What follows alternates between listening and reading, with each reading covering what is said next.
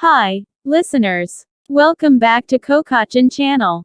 Learning English through stories. Now you're going to listen to an English short story.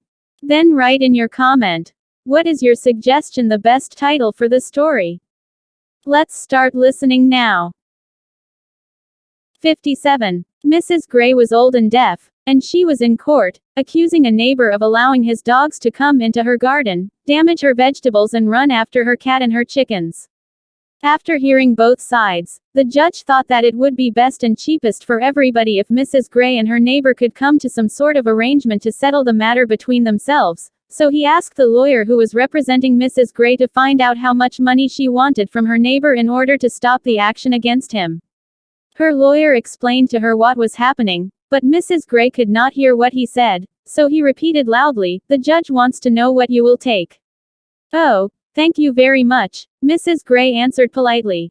"Please tell him that I'll have a glass of beer." Find out the best title for the story. If you find it useful for you, please subscribe, give comment, and share this link to others. Thank you.